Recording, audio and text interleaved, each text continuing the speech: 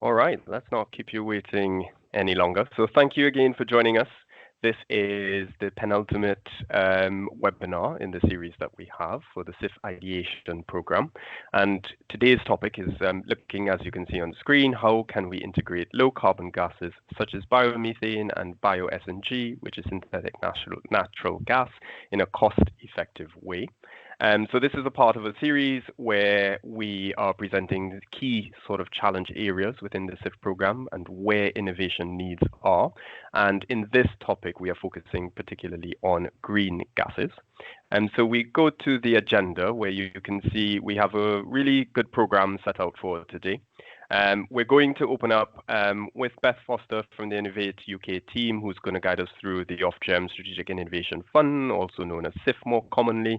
We're going to talk a little bit about the challenge and why we're bringing green gas to the fore here through this webinar, and what are some of the key issues to sort of direct you, if you're coming in as an innovator, to really understand what the innovation needs are. We're then going to hear from an excellent expert panel. So we have Helen Fitzgerald from WWU, or Wales and West Utilities. And then we have Charles McAllister, who's the Director of Green Gas Task Force, and then Oliver Lancaster, who's the CEO at IGEM. So they're going to give some overviews on, from their perspective, what are some key issues where we're looking at green gas innovation, what are the needs, and how we can sort of better support the system changes that are needed. And then after that, we're going to head into a Q&A where you can submit your questions. The chat has been turned off. So for the smoother running of the webinar, we've asked that all participants put their questions for speakers in the Q&A. You can do so even before they speak, while they speak, primarily while they speak, so that you can hear the content first and then maybe ask the questions. And then what we will do is I will field those questions to the speakers during the Q&A session.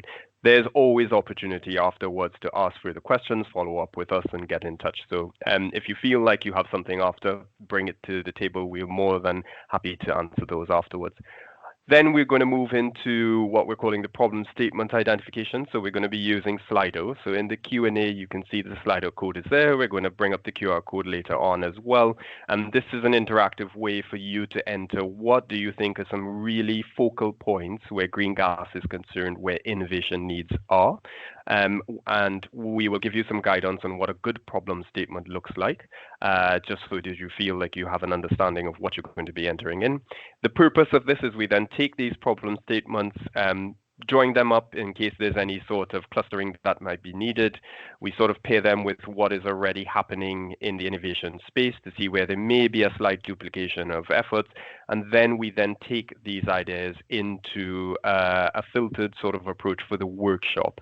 So the workshop follows on from the webinar, as we've done in the past with the other webinars. And the workshop is where we really drill down into those particular ideas to flesh out some potential projects that we can then take through the SIF project, the SIF application program, to then implement these projects. And then at the end, we're just going to give a final wrap up and then tell you what's next. We have one more webinar and workshop remaining after this, and then also associated with green gas, we have a workshop coming up. So without further ado, I'm going to hand it over to Beth, who's just going to run us through the SIF program. Thanks, Beth. Thanks, Marcel. So hi, everyone, and welcome to this webinar. I'm going to set the scene. My name is Beth Foster. I'm actually the Innovation and Insights Lead, and I look after the gas portfolio at the SIF. I'm an ex-gas engineer myself, come from the transmission side of things. So hopefully I'll be useful in the Q&A later. If not, we have some excellent guest speakers who will also be able to share their knowledge with you.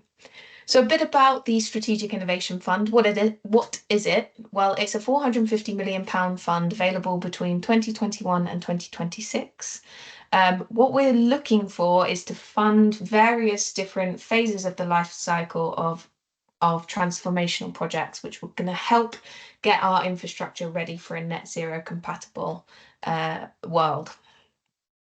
So some of the highlights is some early indication of benefits, potentially 2.6 billion of potential savings by 2035 for the consumer. We've funded over 250 projects so far. 235 million of the 450 million pounds has been spent. We've funded over 300 different organisations.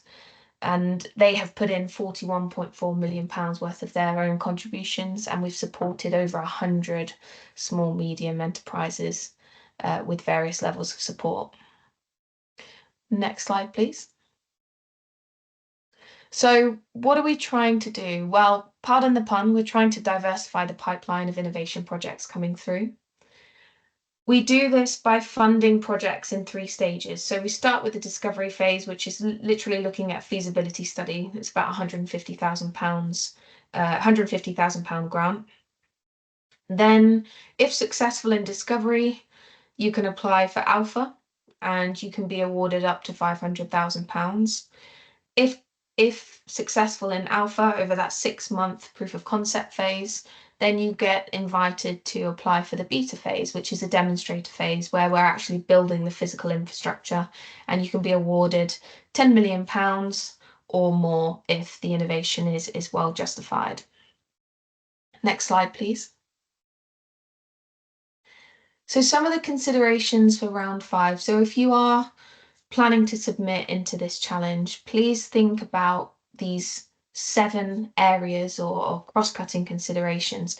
Now, the one at the very top is it must be customer focused. You know, these funds are awarded by the bill payers. It comes from Ofgem and it comes from the bills of network users. Please think about the wider supply chain. Make sure that your project, your solution is competitive, it doesn't undermine a competitive market, and that there's relatively good support throughout the supply chain to do what you want to do. Make sure that it's scalable and replicable, and that means not just inside the one network that you're working with. Please think nationally. Think, how do we scale this across all GB networks? Think about the skills and capability that are required in your solution. Do we need to upskill as part of the project? Do the networks have what it takes? Or do we need to draw skills from other sectors in, like, for example, gas distribution and water have overlapping skill sets? Please think about the data that's going to be shared within your project and who it's going to be shared between, and think about the cybersecurity implications of your solution.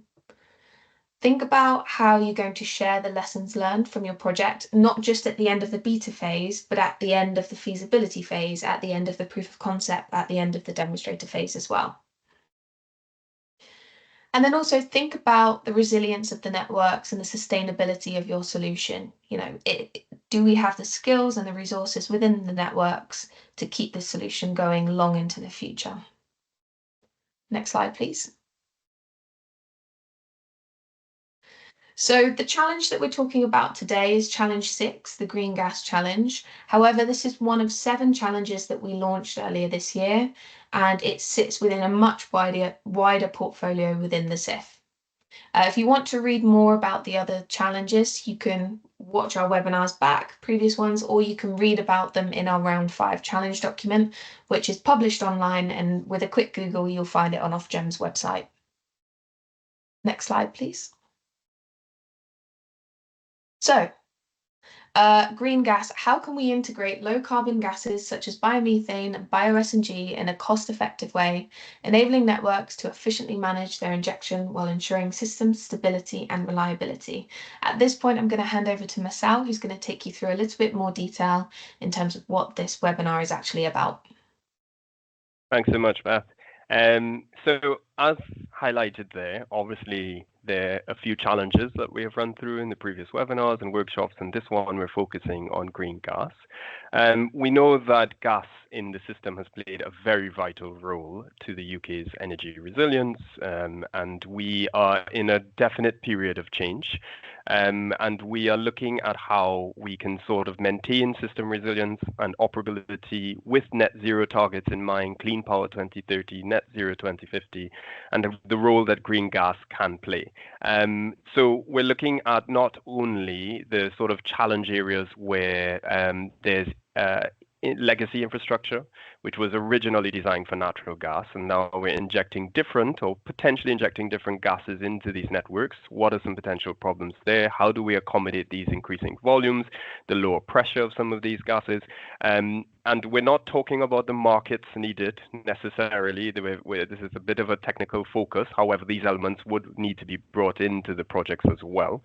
But specifically where the tech and the infrastructure is concerned, we're looking at also how we can improve the grid capacity management, the strategies that we're using, as well as how we integrate this at scale. So this is very applicable to what is happening now. We can see that for Bio-SNG, for instance, with projections of 108 terawatt hours of renewable gas production per year by 2050, that is a big challenge. And we have a large way to go in order to meet that. And there's a lot of innovation that is currently happening, but there's a large innovation gap as well. And so we're trying to hear from you as the innovators or the potential people involved in these partnerships, forming the consortia needed to deliver these projects. What exactly do you think are some of the problems? And we'll get to that in the problem statement section at the end.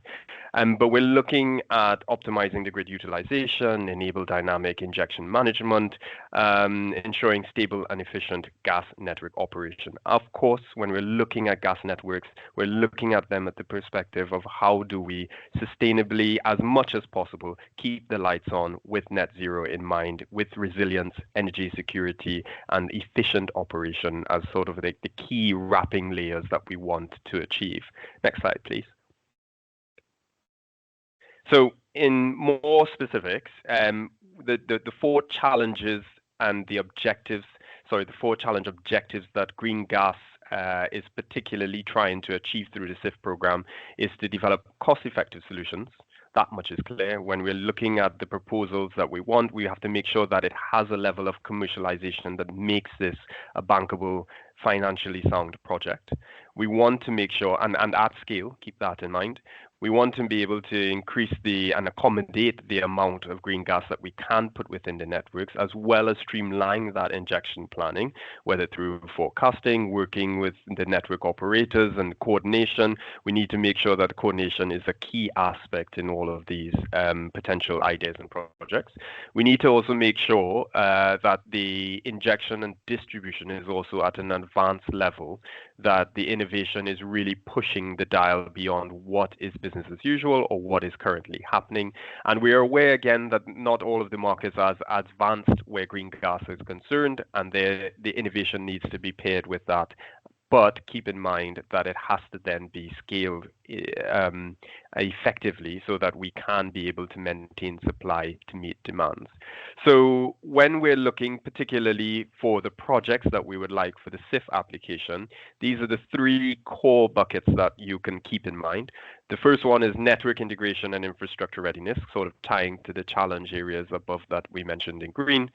We're also looking at system flexibility and balancing. So how can the green gas be used within the system to not only maintain the system flexibility and balancing that we have as a business as usual, but taking it further and future-proofing it in a dynamic manner. And then as well as the storage and injection management, and this is everything from advanced compression. We're looking at the pressure management technologies that you would have. We want the networks to be as flexible as possible, and how is that utilization of the green gas going to improve the whole system coordination as well. And there's a lot to go through there. This is why when you see we get to the final part where we ask you to submit problem statements, we have kept it broad, because there's a slew of innovation that can be placed within this program, and there are many different ideas that can tackle many different issues. Next slide, please. So I'm just going to hand over to Beth again. We're tag teaming this, so I'm just going to hand it over to Beth again to give you an idea of what's already in the SIF portfolio, so you can get an idea of the additionality that can be brought through this program currently. Thanks, Marcel. So you may be aware that the biomethane challenge that's come this year is actually quite a new challenge for the SIF. We don't have many projects in this space within the portfolio, which is why we're promoting this challenge, and it's why we want you to come and help diversify the portfolio. So the two most relevant projects that we have in the portfolio at the moment, I'll start with Intelligent Gas Grid by SGN. So this project is actually about monitoring the pressures in the low pressure part of the network. Now there's 3 solutions that they're working towards, and the third one is about increasing the capacity for biomethane injection. So by reducing the pressures ever so slightly by a few millibar in the low pressure networks, you actually create a bit of headroom to be able to prioritize biomethane slightly higher up in the network. Now, this is looking at the biomethane challenge from the network side of things, but we also need that coordination element to come in to the portfolio as well. The other project which I'm going to highlight is digital platform for leakage analytics. Now, this is a project led by Cadent. Now, the main objective of this project is to look at better ways of detecting leaks within the networks. Now, ultimately, if you have a better understanding of how your network works and where the vulnerabilities are, then you can operate the network more efficiently. And if you understand the network a little bit better and you can operate it better, then you can ultimately inject more green gases into the network further down the line. So those are just a few projects. I do recommend that you have a look on the ENA Smarter Networks portal or the FEN portal as well, and have a look at what these projects are doing in more detail. I would also recommend that you have a look at some of the previous NIA projects that have come through the pipeline that Ofgem have funded as well, because they've done a bit more work in the biomethane space. So just have a look at those to make sure you're not submitting anything that could be duplicative of what's already been before. That's just a very high level overview of a couple of projects that we've got, but we need you to come and build up this portfolio for us. So I'm going to hand over to Helen, I believe, next. So Helen is an incredibly knowledgeable and talented person in this space. She's the support manager for Wales and West Utilities in system operation. And over to you, and she's going to tell you a little bit more about what they are doing. Thank you, Beth. Good morning, all. So I'm Helen Fitzgerald, Support Manager at Wales and West Utilities for System Operation. I've been in my current role for nearly 10 years now, Chartered Gas Engineer with IGEM, and been in the industry for 26 years this month. And so part of my role at Wales and West is to manage biomethane connections, and we see it all from sort of booking capacity right at the start, helping sites connect, and then through to supporting them in the operational phase from a control room perspective. So I'm going to just go through a couple of introduction slides first quite quickly, and then focus on 2 case studies. Thank you. Moving the slide on. 2 case studies that we're leading on, my team's leading on at Wales and West to improve network management, basically to increase biomethane into the Wales and West network. So just, if you don't know though, a little bit about Wales and West Utilities first. So we're the gas distribution network operator for Wales and South West of England. So a large network, over 35,000 kilometres of gas pipes and 2.5 million customers. So 22 AD sites connected currently. That's 1.94 terawatt hours of green gas, which sounds quite good, but it's only 1% of our total peak demand that's being met. And we want to do more. So we've got a large storage system at our fingertips, and we're investing in our future low-cost green gas hydrogen-ready networks, working with customers to meet their challenges through pragmatic and innovative solutions. Next slide, please.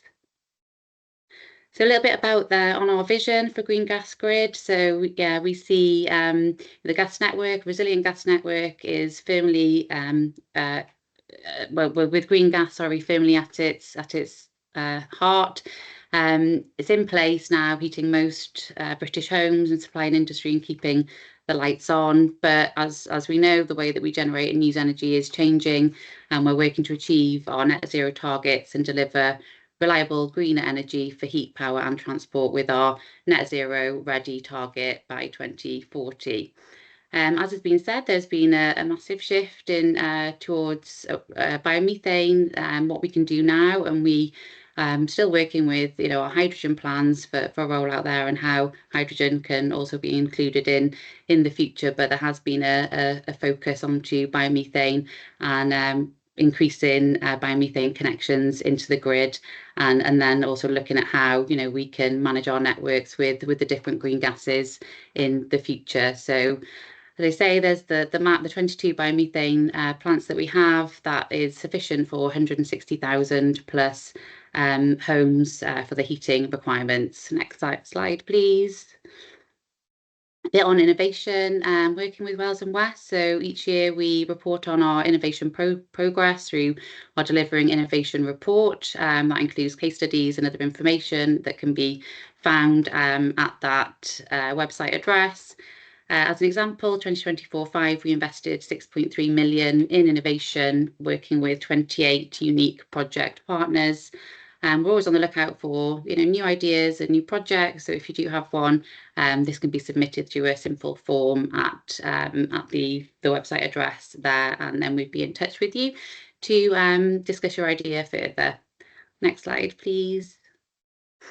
Okay, so this slide, so the graphic is from the Green Gas Task Force presentation. So putting it very simply, the way we see the biomethane challenge is, the gas networks, Wales and West, we need more techniques to provide capacity for biomethane to continue to grow and be a bigger part of the gas mix. We have our seasonal and diurnal constraints, which is the biggest blocker really to transporting more biomethane in our network. But as can be seen from this graphic, the biomethane growth potential is there by feedstock type. So from where we are now, 1% through to 2030, 50 terawatt hours, and then up to 2050, more than doubling, 120 terawatt hours. So it's really, how can we beat those capacity constraints and match the biomethane production to the demands in the gas networks. Next slide, please. So onto the case studies. So this is some examples of innovation that we're leading on to, as I said, improve network management and increase biomethane into our networks. First one is reverse compression project, and the second one is smart pressure control.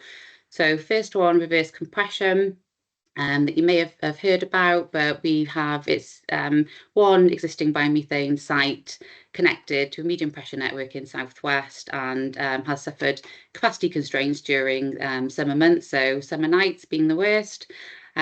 These capacity constraints have worsened recently with the only large industrial load closing down on the MP network, which left the AD plant unprofitable and facing closure. So the customer contracted with a third party, CNG Services, and contacted Wales and West, who are supporting the build and operation of a reverse compressor.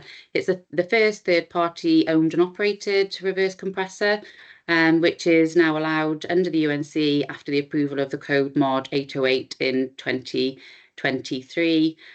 Put very simply, it's going to push the gas from the medium pressure constrained network into the high pressure unconstrained network, which feeds a wider area of demand, allowing the single entry site to get their agreed capacity in to our network at all times of the year.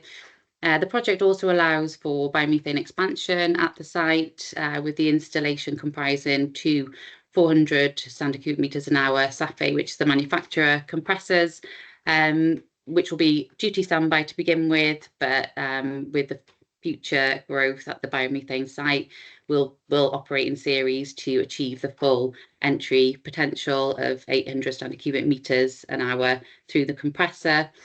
So this is an example of automated control in the distribution network. It's building on learning from a previous innovation project called Optinet. Again, some of you may have been aware of that one, where we there was the compressor project for that project was in Cadence Network, but we've taken the learning and applied it to the Wales and West project. Project partners, CNG Services, customer is NG, and benefits to us, to Wales and West, is that it increases the zone of influence of transported biomethane. Pre and post compression is very different. HP network feeds a much wider area of demand, so we achieve greater decarbonation of our network and increased number of homes being heated, 4,500 in the first phase, and then with site expansion increases to 7,500 homes. And actually the compressor is due to be commissioned next week, so it's quite an exciting time for us. We'll soon have this facility up and running. Next slide, please. So the next one just goes into a little bit more detail in terms of how the compressor will operate via the schematic, and key operational points is the compressor will operate over the inlet pressure range of 1.1, 1.9 bar, which is the normal medium pressure 2 bar operating parameters. As I've said, it's going to run when there's insufficient capacity in the medium pressure network and shift it into the higher pressure network. It's non-fiscal metering. That metering is done at the biomethane plant itself. We'll have a new inlet ROV, which will be controlled by Wales and West in the same way that we can switch biomethanes off if anything goes out of standard. And we'll also be able to control the suction set points from the MP network, which we will need to change seasonally to ensure security of supply is maintained at the higher demand time. So schematic just shows the compressor setup in a simplified way, and then the top graph just shows the flat line is the entry biomethane, which wants to put in at constant rate, and then the pressure fluctuating, so that's the network pressure rising up as the MP fills up. Compressor switch on automatically at 1.9, pull the network pressure down to 1.1 in the summer, 1.4 in the winter, and then allows the biomethane site to feed back in. Next slide, please. Okay, that was a bit on the compressor, so on to now the second case study, which is our smart pressure control project. So this is another example of automating, improving control of distribution networks previously operating at fixed pressure at all times to maintain security of supply. This is an ambitious project where we are looking to automate control of over 679 kilometres of medium pressure network. We already have 5 biomethane sites connected to this large integrated MP network in the southwest, and this project is going to enable the connection of 3 more sites into that same network. Again, it's building on OptiNet, so we're taking the learning from there, where Wales and West delivered a proof of concept trial for smart pressure control. But it was only looking at control of 2 sites in response to 1 biomethane and 1 extremity pressure. But we proved that we could adjust network pressures in real time without human intervention. So the aim of this project is to have a dynamic control system effective all year round with minimal input from our control room and from our supporting personnel. Control capability is being rolled out to all 11 natural gas feeds into the network, and we'll have 8 extremity low points monitored to ensure security of supply is maintained. The smart bit of the smart pressure control is the control logic that is going to be carried out in Wales and West SCADA, so that's our primary control system. And control sites, as I've said, will respond in real time, so it's 2-minute data, controlling increase in pressure, decrease in pressure all the time in response to entry sites and extremity pressures, allowing the biomethane feeds to feed in whilst maintaining security of supply to the rest of the customers. The project is split into 2 phases. Phase 1 is nearly completed with only 1 low point left to go.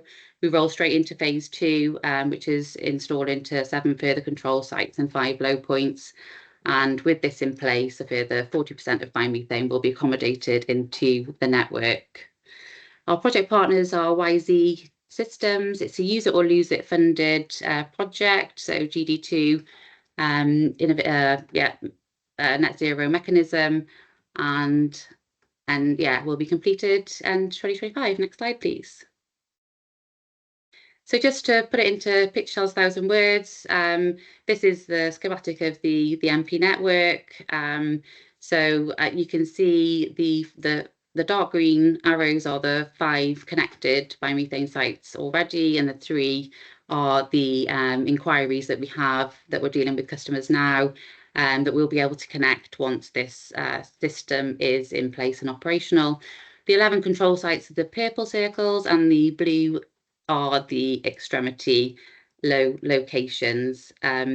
The Optinet trial area is that peachy colour, so that's where we proved the concept, and now we're taking that and rolling it out to control the whole network. So connected sites, in terms of the benefits, 3,700 standard cubic meters an hour.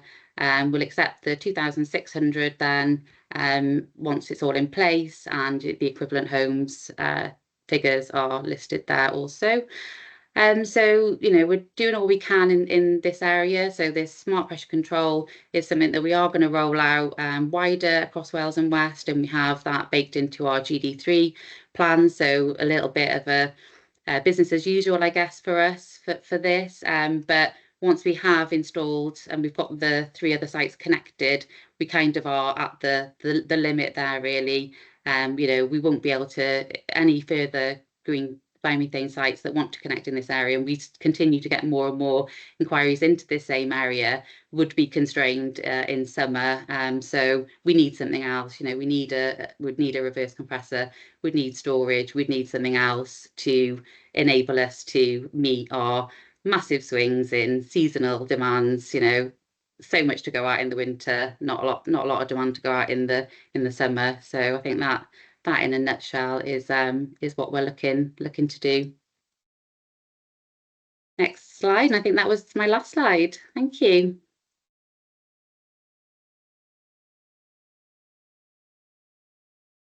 Thanks so much, Helen, for that really informative walkthrough of the case studies. I mean, you make green gas sound so very easy, and it's great to see all the work that you're doing. So that's really nice to see. So we're going to go to our next set of speakers. Oh, look, and you got claps. So well done. We're going to go to our next set of speakers, who we have Charles McAllister from the Green Gas Task Force, and we have Oliver Lancaster. I believe we have Oliver online. Yes, I can see a OL acronym. Well done. Who is the CEO of IGEM. So without further ado, over to you guys to sort of talk us through some of your perspectives on green gas. Thank you. Hi, everyone. Great to be on. Thank you very much to the team for organising this and for inviting me. Next slide, please. So what is the Green Gas Task Force? The Green Gas Task Force, it's not a trade association.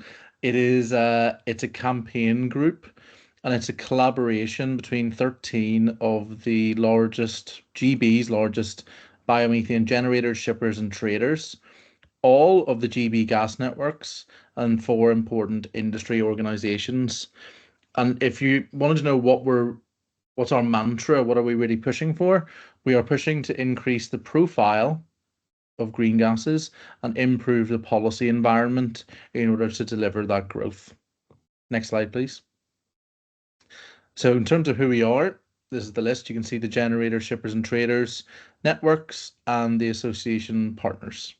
And we've been going since the start of this year. And I think we've made an excellent contribution to the case for improving green gas so far.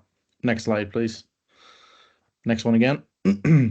Okay, so just to give you a bit of an overview of the market, there are 130 biomethane plants across GB. I think it is quite important for me to note that 70 of those were built in 2014, 15 and 16. So building up at pace is not unprecedented in this country.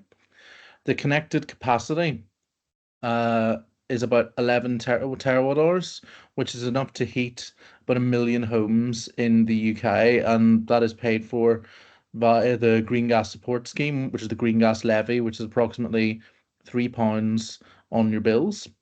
Pretty good bang for buck, I would say. In addition, there are about 600 biogas plants that have converted from combined heat and power, could provide potentially another 15 terawatt hours. And we've already seen the chart, and you're going to see it again later, but based on some work that we've commissioned, there's a potential for biomethane generation of between 100 and 150 terawatt hours by 2050. That is more than enough to heat all homes in a hybrid system. and the market is undergoing it is definitely attracting institutional capital, and I mean that's our really big push. This is about driving investment into the rural heartlands of the country, and you'll see this phrase come up and up again, but I think it is really important, and we completely agree with NESO's conclusion that the future of the gas system will be a blend of natural gas, biomethane, and hydrogen. The question is how much and where does it come from? That's the key questions. Next slide, please. So what's the opportunity? So British biomethane is reliable, renewable, and ready. I think it's quite simple. It does what it says in the tin. It is a seamless transition to a low carbon future. It's not chemically identical, but molecularly, biomethane and natural gas can be used interchangeably. So for an end user, it is seamless. There is enough out there for us to deliver a marked contribution to UK gas supply. And by 2030, there could be 25 terawatt hours of connected capacity, which is just under 15 terawatt hours of potential low carbon dispatchable power. That is a serious boost to Clean Power 2030 if realised. As I've said, this can create well-paid and skilled jobs in the rural heartlands of the country, and obviously reduce our reliance on imported energy. Under current scenarios, we're set to import 70% of our gas by 2030. Next slide, please. So we're very keen on pushing the message that it's a circular industry, it's a circular economy. The benefits are huge, and the industry is clear that in order for this to be successful, working with the farming community has to be front and center. So that is where the feedstocks will come from. So we will use agricultural products, waste, for example, only 2.5% of animal waste is used to produce biomethane. It's a huge untapped source. We can produce a renewable, dispatchable fuel. We can also have 2 goes at permanently removing carbon from the atmosphere. We'll explain more of that later on, and provide a fuel which can decarbonise industry, power, transport, and homes. I think it is important to say the Green Gas Task Force are not imposing to say that the biomethane generated should go to this source or this source.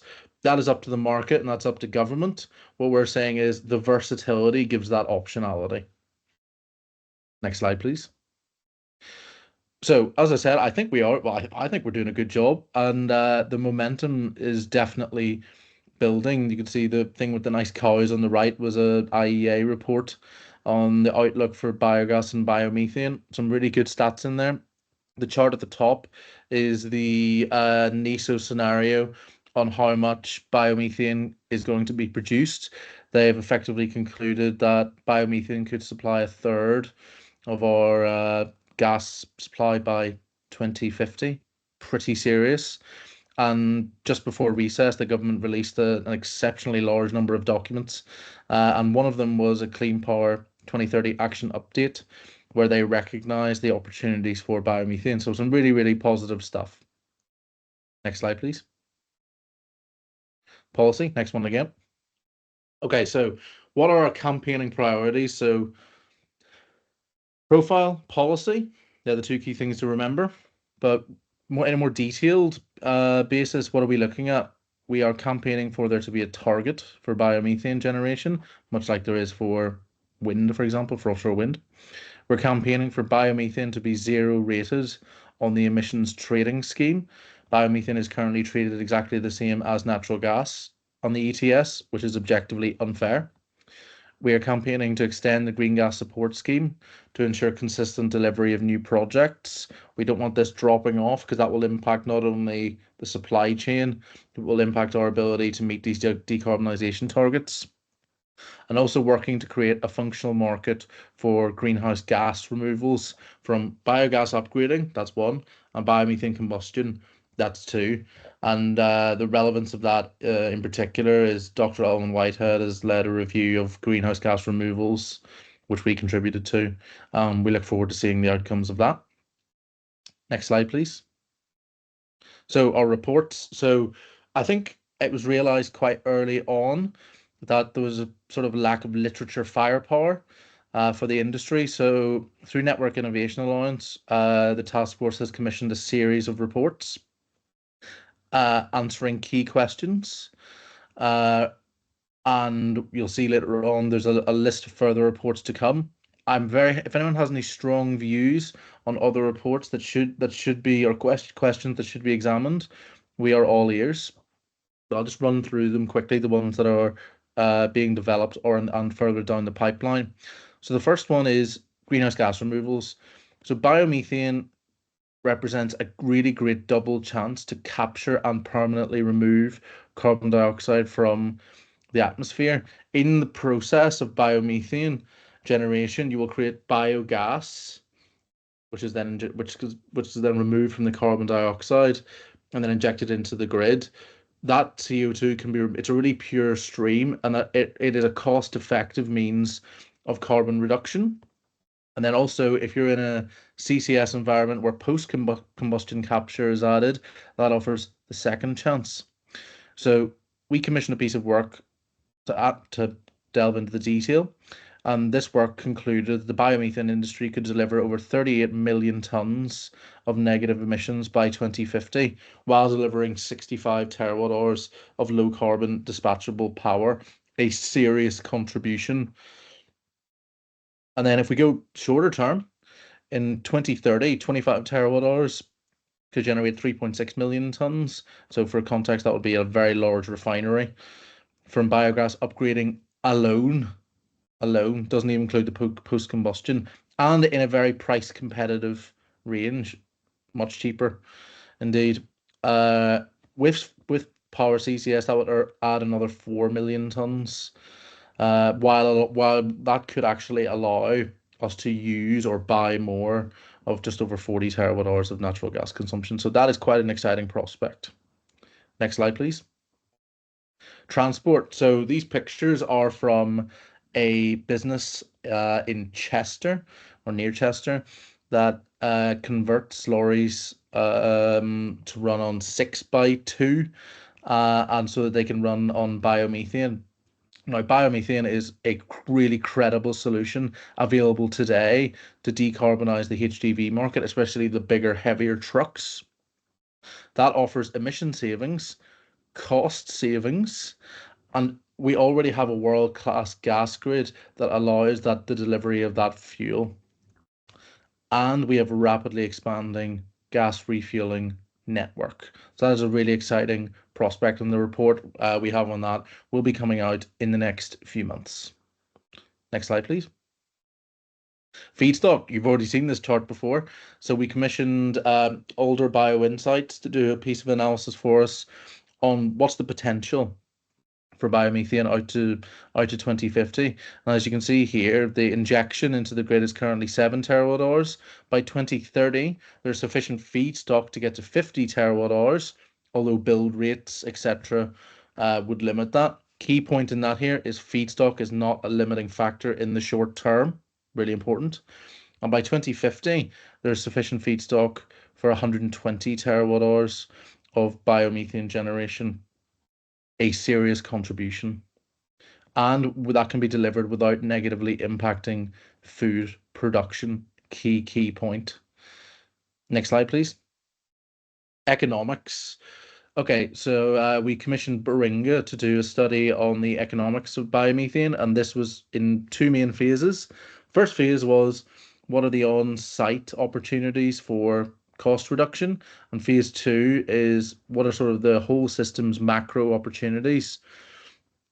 Now, what was realized in this report and has been recognized by the industry is the valorization of the byproducts of biomethane generation. That is the bio-CO2 that I've talked about that links into greenhouse gas removals, and also the digestate.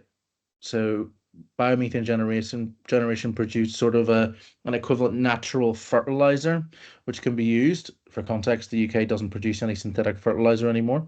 So this could be a big opportunity if that can be valorized and utilized. And the combined utilization of those and valorization will drive down the cost of biomethane generation. What does this mean big picture? This report, it's not out yet, again, will be out in a few months. The conclusion is the whole system savings to the cost of net zero is around 200 billion. It's actually 197 billion pounds in the central scenario. That is a serious opportunity, and I think something that will be taken very seriously. Next slide, please. Okay, so what else are we working on? These are reports that are in the pipeline that are being scoped, and we will plan to complete at the end of this year and into next year. They are hybrid heating systems. So that would be sort of like an air source heat pump and a gas boiler that runs on biomethane. Digestate, we've just talked about that. We want to really quantify the opportunity. How a lower demand gas grid will work. So all of the scenarios from NESO, the net zero compliance scenario, show a reduction in gas use. We want to understand how that will impact grid operability. And then the last one is novel feedstocks and synthetic fuels. So beyond conventional biomethane generation, other opportunities for other feedstocks and what other synthetic fuels could be created, e-methane, etc., etc. So they're quite exciting. Next slide, please. Further considerations. Next one. Okay, this is my last slide. So the strategic role of biomethane in future of energy scenarios 2025. So we're really pleased to see that NESO included 64 terawatt hours of biomethane generation in their holistic transition scenario. That is more than double the government's previous estimate and a 10-fold increase on what they included the year before. In this, they have noted that biomethane is critical to meet the UK's carbon budgets, 2030 NDCs, and is a scalable, renewable alternative to fossil gas. As I've mentioned before, NESO have said that the future of the gas system will be biomethane, hydrogen, and natural gas coexisting. That will require interoperability standards, smart control systems, and policy alignment with a mix of different gases. So we'll need a hybrid infrastructure to support a flexible and resilient system. That is me, and I would like to hand over to Ollie. Thanks, Charles. Yeah, hi everyone. I'm Oliver Lancaster, Chief Executive at the Institution of Gas Engineers and Managers. So we're the global professional engineering institution for the gas sector, which obviously includes biomethane and hydrogen, etc. So yeah, I've just got a few further considerations to add in here, rather than repeating quite a few things that Charles said in a separate presentation. It's better that I just roll into adding onto Charles's as well. So this first one, grid entry unit project. So this is an innovation project at the moment. For years, we've had different gas distribution networks having different requirements and standards for the grid entry unit for biomethane injection. So that's the point between the biomethane production plant and the gas network. It runs through a grid entry unit. And that's just made things complicated. It takes more time to get projects up and running, and it adds costs as well when there's non-standard designs and varying designs which have to be used across GB. So at the moment, IGEM's coordinating a technical panel and gathering all the stakeholder engagement inputs into this review of existing grid entry unit designs, looking at international examples in there as well, but seeking towards having now a single grid entry unit design that can be used across all GB gas distribution networks. And hopefully this will be helpful in reducing around 3 to 5 months in the lead time to gas grid connections for biomethane. Next slide, please. Another exciting area of biomethane or renewable CH4 is the emergence of e-methane technologies. This isn't necessarily anything new, but it's something that's certainly been picked up a lot in most recent years. And there's some really good examples internationally of how this is being developed and attempted to be developed at quite some scale. So e-methane is the combining of green hydrogen and captured CO2, offering further carbon neutral CH4 gas as an alternative to fossil gas, essentially being the same as biomethane. Asaka Gas are probably an organisation I would hold up as a prime example of kind of pioneering development here, and their subsidiary Digas. But Asaka and ENEOS have a pilot project looking to be ambitious on this globally, but specifically they're trialing some different technologies at their site in Asaka. One of them is really exciting, that seems to be relatively simple all in all, and that's hydrogen injection into the anaerobic digester, where hydrogen and waste CO2 in the digester biomethanate without needing to have the additional capex plant outside of the AD to do that methanation work. And there's a live large-scale demonstration of this at the Asaka Expo at the moment, where the biomethane AD plant combined with this methanation of hydrogen injection is delivering all the energy needs of that expo for heating, lighting, cooking, etc.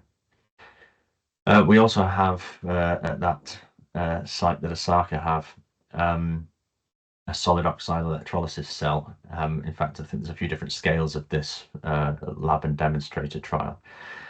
And this, you might have heard something similar before, but it's the reverse of a solid oxide fuel cell.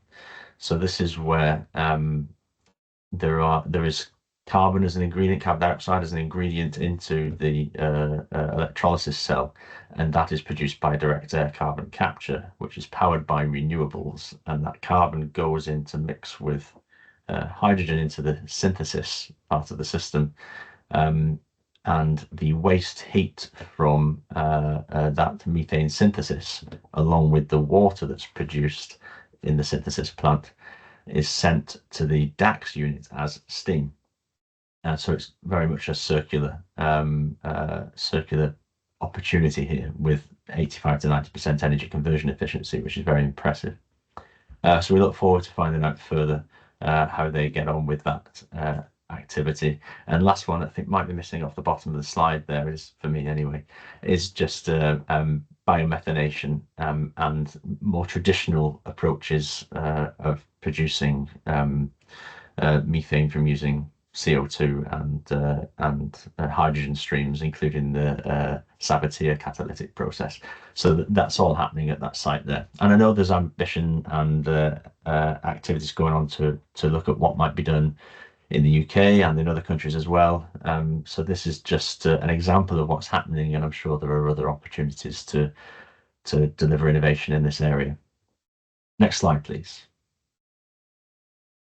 I think on one of Charles's slides it did give mention to enrichment of the gas with and that's from propane at the moment, to raise the calorific value so that it meets the same energy content, roughly speaking, as the gas that's in the network, because it doesn't have quite enough of a calorific value before adding propane into it, so that it's gas grid compliant.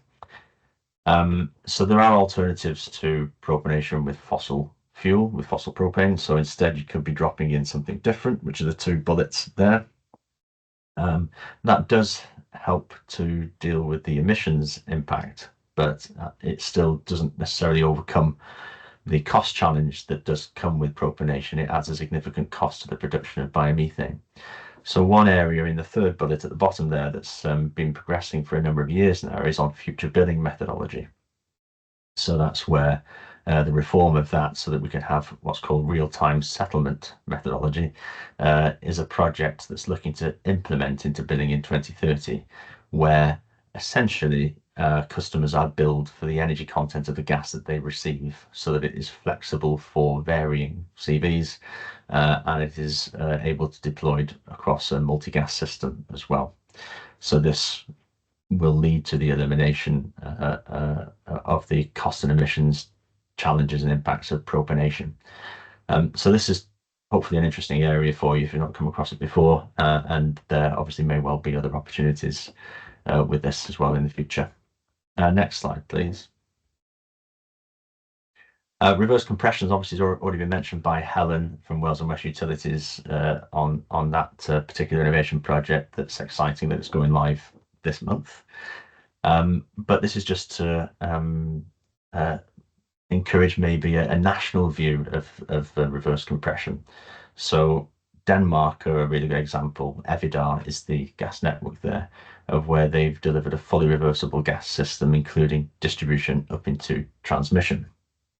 So obviously we don't have that. We're getting our first compression kit into the distribution network now, but it can help us to think about what opportunities that it might give us if we were to have a similar reversible system like Denmark has. So if we were to have strategically located compression across the system, including up into transmission, it provides the opportunity for uncompromised growth of biomethane from that capacity perspective. It also gives us an opportunity to kind of balance storage across the whole system so that we can have storage in line pack in local and national transmission. We can have storage at the beach in salt caverns across the network, and also where you've got the opportunity, of course, and also offshore in deep geological storage, so that we could be at times of overproduction, when production is greater than demand, we could be metering it into storage, potentially offshore, deep geological, and metering it back out again across different seasons when we've got then greater demand, such as the winter peak demand we have at the moment. And indeed, drawing it out, putting it into storage and drawing it out across multi-year storage periods for the peakier years as well. So hopefully that's been interesting for some of you. Next slide, please.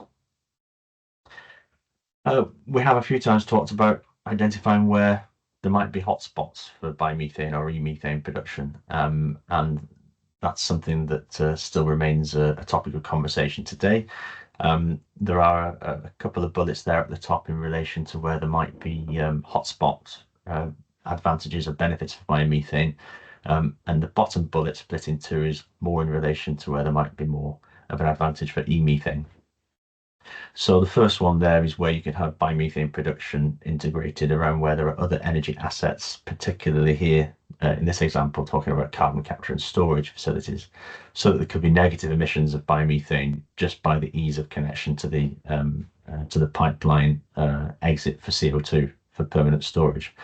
Obviously, those sites that are more distributed can still remove their CO2 and it can be reused, but it can remove the CO2 for storage as well by non-pipeline routes. But this is just an example where you can have a convenience for a pipeline connection. And then the second bullet there, integrating biomethane production where you might have a cluster of feedstock. So that could be where you've got dairy farms and dairy processing. So you've got slurries and waste from making cheese and yogurts, etc. Also where you've got then close connections to local and national transmission pipelines, gas transmission pipelines. So that allows for easier logistics of feedstock to production and that same capacity advantage of being able to connect into the higher pressure tiers of the gas system.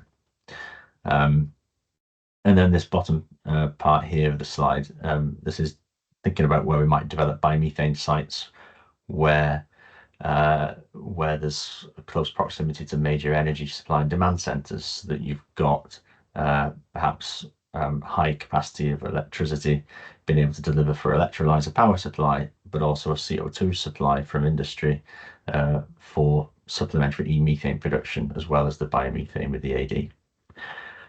Or looking at where we have convergence or intersections of local and national gas and electricity transmission to avoid that same capacity barrier for biomethane, but also have that power supply in supporting electrolysis for e-methane production as well.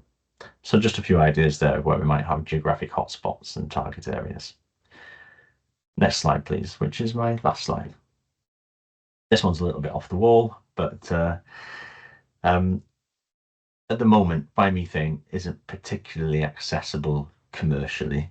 You need to know who sells it, who to speak to, where to go to for it. For example, speaking with the local authority schools team, they had no idea that they could go and purchase biomethane certificates for gas consumed in their school stock, because they've done all the work they can do to the building without demolishing and rebuilding it. They've got a new boiler, lots of efficiencies put in place, but they can't do anything else, and they can't convert to a low temperature system. So they are very interested in things like this, but they just don't know where to go for it. So this is where we can have something like an easy 3 clicks process. It's just an example for purchasing biomethane, a little like where we have confused.com and Go Compare. You should be able to have something similar for biomethane as we have for insurance and mortgages, etc. So that's where customers can go and enter the volume of gas that they need in a given year, receive quotes from suppliers with certificates available for that year that they need and for the volume that they require, with then options to click and buy. And indeed having further layer of searches there for feedstock type, if a consumer is particularly fussy about whether they have biomethane produced from waste and residues or from crops.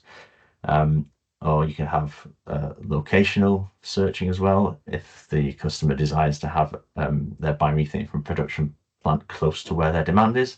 Although it doesn't matter, it can tell a nice story.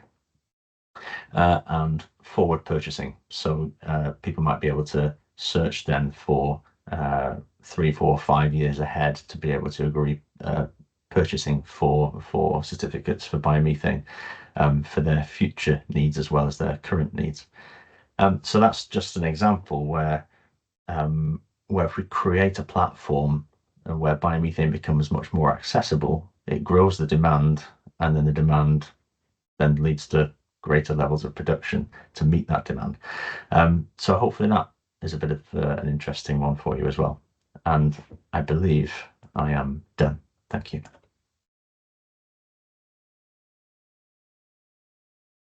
Thanks so much, Oliver, Charles, and Helen. So if we can get you to all come on camera, and then we will start the Q&A. A little bit sad to only see one lonely question in the Q&A panel. Surely we have some more questions for the speakers, but I guess it's a compliment to you that you've been so clear that everybody feels really on board, they understand the problem, and off they go. They're going to innovate everywhere. So I guess I'll present some questions to you because I had a few in mind. And I think, Beth, the one in the Q&A panel is probably one that you might have a go at with as well from a commercial perspective with the SIF application, in terms of how we strengthen some of these projects, both from the regulatory and tech perspective. But coming back to you, Helen, I know you've mentioned you had 22 biomethane production plants now connected. Again, you made it seem all so easy because of how well run it all looks. But what, in terms of the case studies that you presented, what do you think are some of the innovation learnings that we could probably bring to a webinar like this as a call to action of these gaps still really remain? We are commercializing these aspects of green gas. We are putting it into effect. Do we have live cases up and running demonstrating the power of green gas in certain areas? But where do you think we need to push a little bit further in terms of the learning stemming from those case studies? Okay, yeah, I'll have a go at answering that. So I think, so yeah, we're doing what we can now, and learning from the project. So smart pressure control and reverse compression, but it's that they're only going to go so far, I suppose, and we can roll those out further. But I guess it's just we haven't addressed the solutions for the seasonal swing. There's just such. Is it seasonal storage? Is it, DNs on seasonal storage operators? So there's lots of barriers for that. It's not just about storage, though. I suppose there's lots of biomethanes, like producer side solutions perhaps that can help. I guess we're just trying to, and I suppose as well, as much as we can, utilize the huge gas grid that we've got. It's trying to strike that balance, isn't it, getting the solutions right in terms of cost, trying to utilise the gas grid that's already there, and try and play as much as we can within the commercial regimes and what we can and can't do. So let's try and, you know, not make it so difficult for us, and not, you know, and then the cost, you know, and it's that cost, isn't it, as well? If you're looking at sort of building lots of big new infrastructure projects, that's obviously going to be very costly and come up against lots of barriers in terms of being able to do that. So it's really, I don't know whether that probably hasn't answered the question, but I guess we're just trying to, it feels like we're doing a lot, but it feels like we're sort of tinkering around the edges as well a little bit, and hopefully some new ideas in terms of how we can you know, store more biomethane or get it in the right places, meet those demands in a cost-effective way is gonna be what we need. But I hope that's answered your question a little bit. Yeah, no, definitely. And I think that's you're in that innovation space where it's early, it's exciting, but you're still, as you mentioned, tinkering along the edges, trying to figure out what's next. What are the unknowns of the unknowns there? Yeah, that's it. And what can we do to use that massive gas grid that we've got and the storage that we've got as well, the capability, you know, what are those cost-effective solutions that can balance those two and bring us more green gas into the network when we've got the demand to meet it. No biggie. I give Helen a tough question there, but I think I'm going to give you, Charles, and Oliver a bigger question. Sorry. If you spoke about NISO's statement about biomethane and natural gas and hydrogen being like a future blend, and that was positive to see, especially positive to see the sort of estimations that we're getting in the holistic transition. I believe it was 64 terawatt hours you mentioned at that cap. So that's all positive, but where do you see some innovation gaps really remaining to get us there? And the tough bit is I like to play hypotheticals with some of these questions. If you were given sort of £1 million, well, let's do £1 billion, why not? So if you were given £1 billion and you had to really chuck it into a key part of innovation that, again, de-risks the sort of technology perhaps at hand, gives you a sort of better commercialization environment, or even takes the technology out of a much lower TRL level into one that can be better integrated and commercialized, what immediately comes to mind? And it doesn't have to be big, grand, blue sky, sexy project. It could be the boring, nitty-gritty stuff that's a big roadblock to really push things along. So I'd be curious to get what your perspectives from both of you would be those innovation needs. Don't fight to start. Ollie, you can go first. Okay. It's really difficult. I had £1 million and it could just go to anything.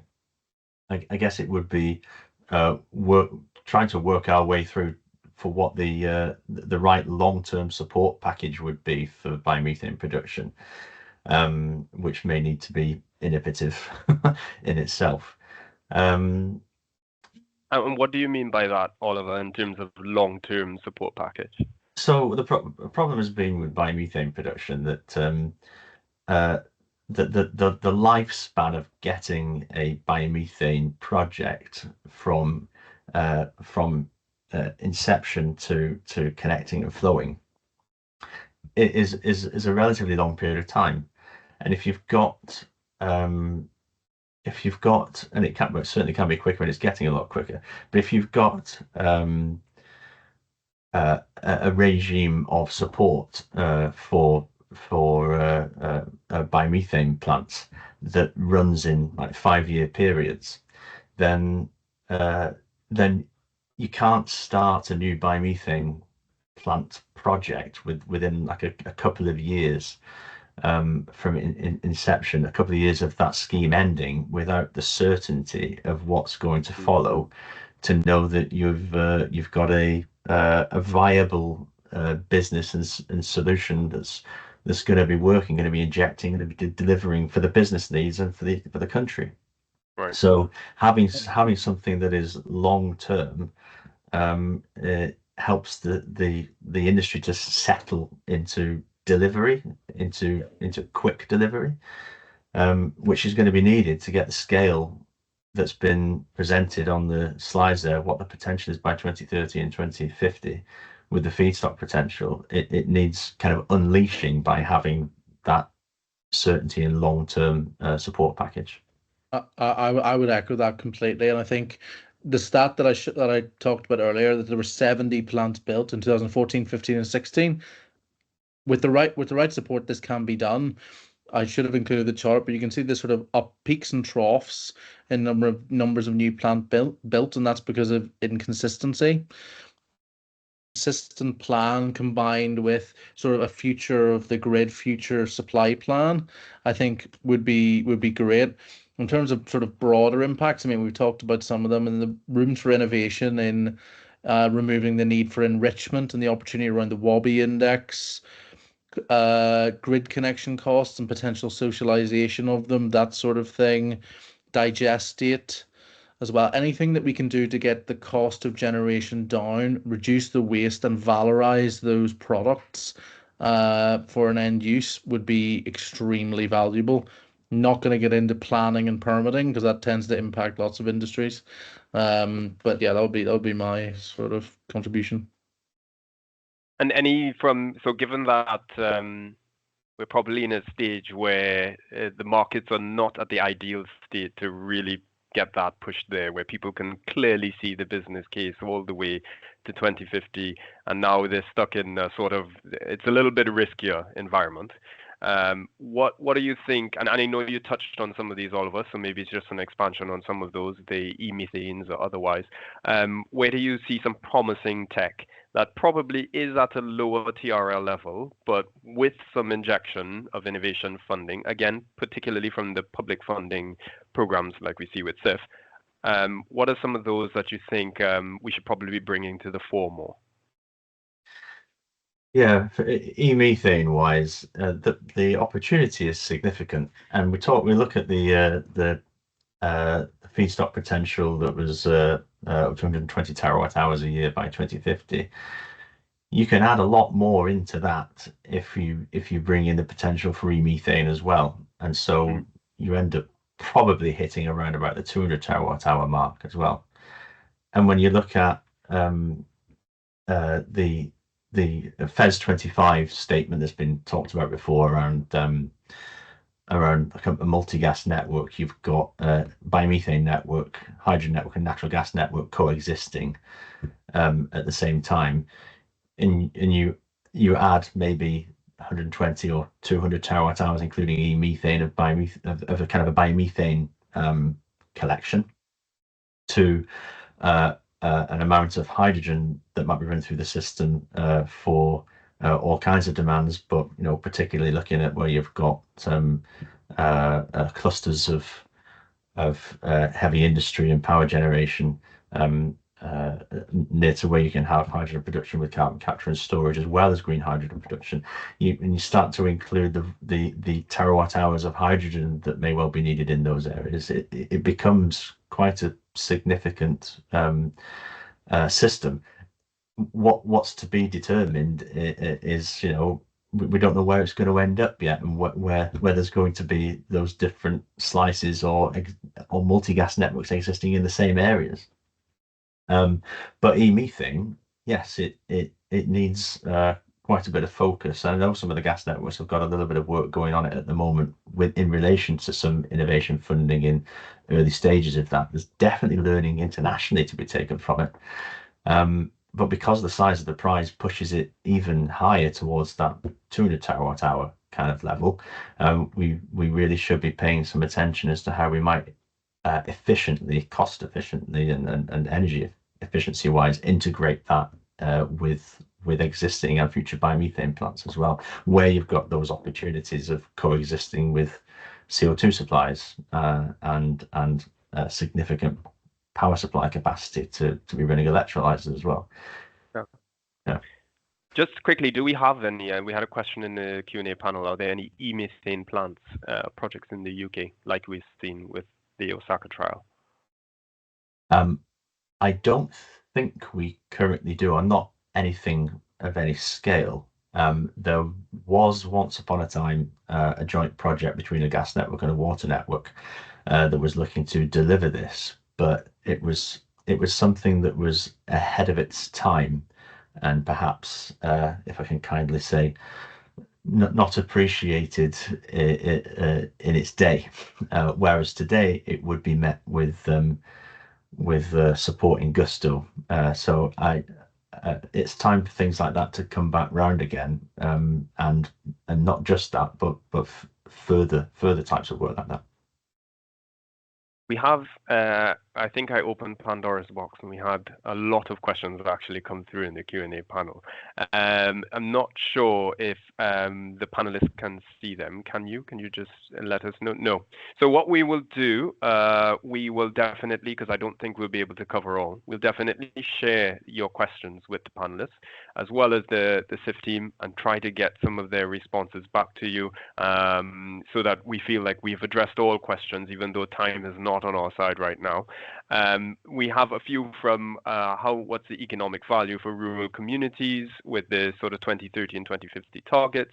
What is the potential for blending biomethane within the British Isles' isolated propane networks? We had a question on sort of landfill gas and technologies needed to remove the nitrogen. And the question is, do you see it the best gas value as LNG or letting it warm up and inject the grid as CNG? So we have a few interesting questions coming on. So it'd be good if we can share those around afterwards and go from there. And the one I wanted to give you, Beth, because it's more related to the SIF program as well as a bit of the tech, so the other panelists can also come in as well. It says, for innovative SMEs bringing new solutions to the green gas challenge, what is the key piece of advice for bridging the gap between a positive technical assessment and securing final regulatory approval? Specifically, what strategic or commercial elements beyond the core technical merit carry the most weight in that final decision?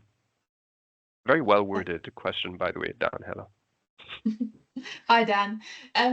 Thanks so much for the question. So it is a brilliant question, and I'm going to talk to some of the SMEs on the call who are perhaps coming from private investment and going into public investment, and try and explain the differences between the two to help answer the question. So it is very different coming into the public space, and it's very different getting support from Ofgem as your funder and investor. What I would say is, you are not working independently as an SME in these grants. You are part of a consortium. You become embedded into the networks to deliver these solutions. So you are delivering a solution that will support customers who are connected to critical national infrastructure. So to answer your question, apart from a good technical assessment, you need to really think about your route to commercialization and BAU. So speak to the networks at length beforehand to understand what it takes within that network to get a innovative solution into business as usual operations. What are their individual processes? So think about your commercialization side of things, and think about how each stakeholder is going to play a part in creating, in supporting the sustainability of your product or your piece of infrastructure. The second thing I would think about is your IP arrangements. So who owns the IP at the end of the project?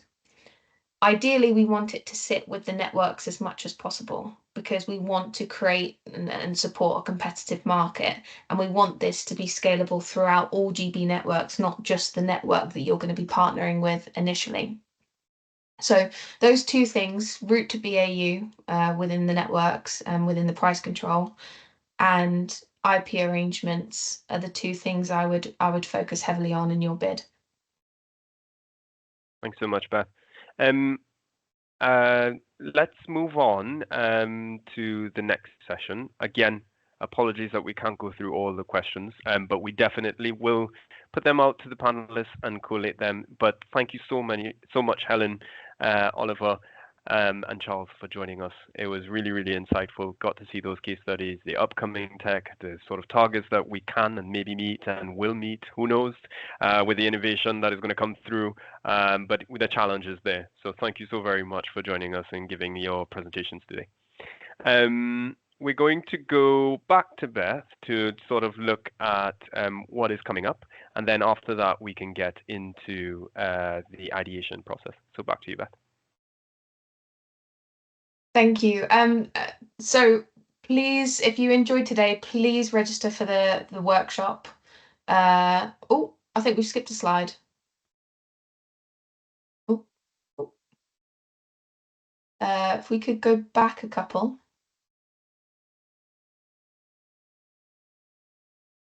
There we are.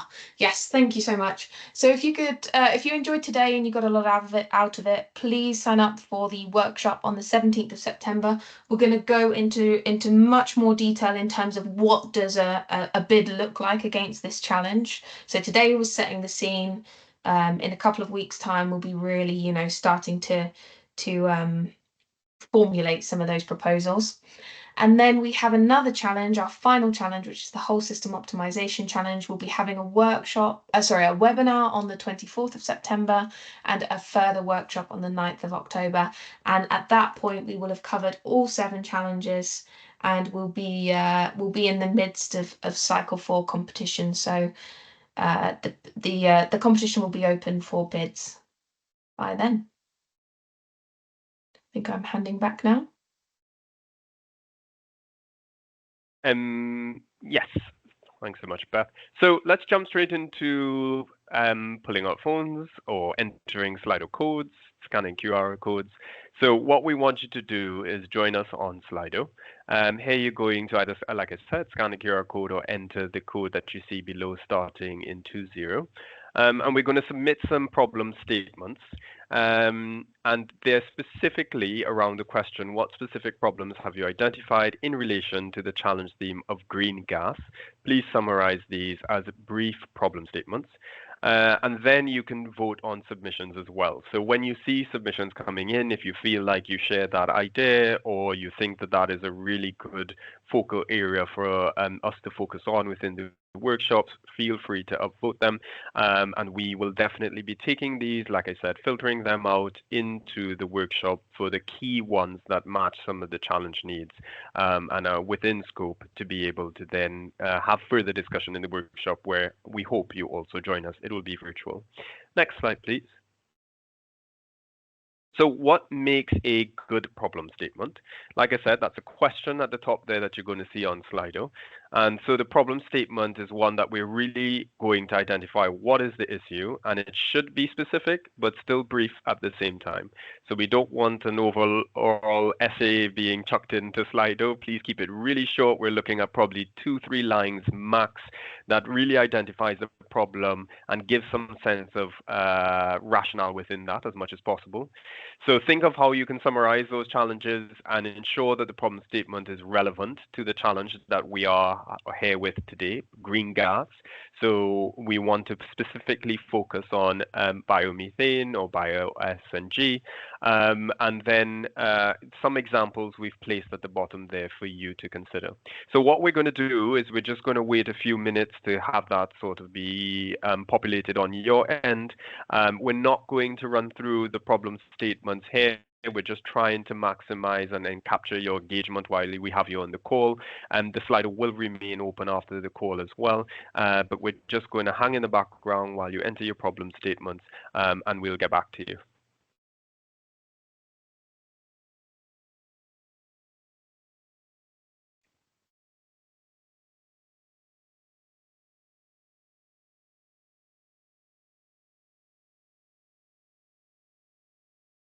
I think we might be able to share that coming in through live. Yep, there we go.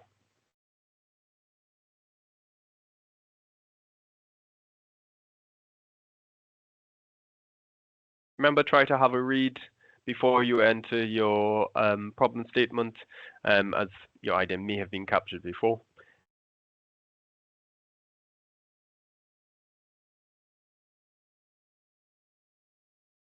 And as I mentioned before, try to have a think of when you are developing your problem statement to keep in mind that we are looking through the perspective of public funding and consumer-centric public funding for innovation. This all benefit has to come back to the consumer. what are the ways and the problems that we can tackle green gas from a de-risking exercise, a commercialization exercise, or sort of upskilling the technology and resources needed for implementation and integration.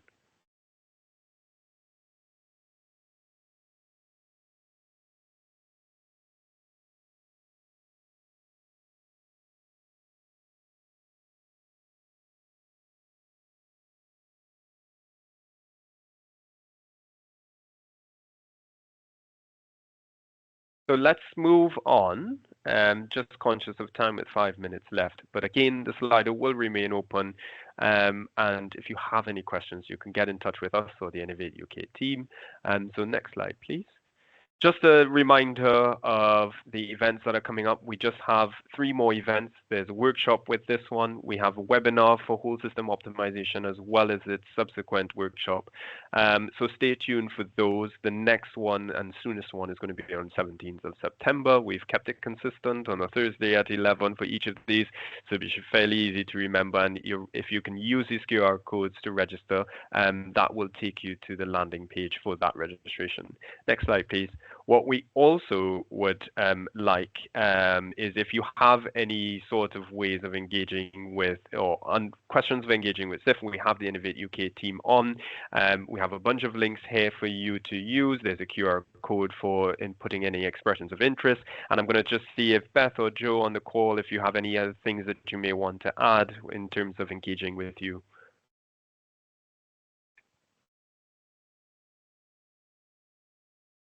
Nothing else to add. I think it's all covered on that slide, but thank you, Marcel. No worries. Okay, and then I think we have one last slide, and that is to say thank you.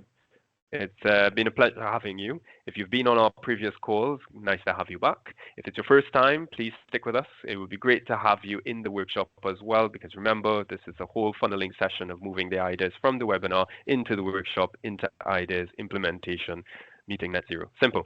And what would be really good is understanding how we can improve. So scan this QR code and let us know your feedback. It really does help us to shape the ideation process for the future sessions. So with that, I just want to thank everyone, all the panelists and speakers, the Innovate UK team, and of course you, the participants. Have a great day, everyone. Bye.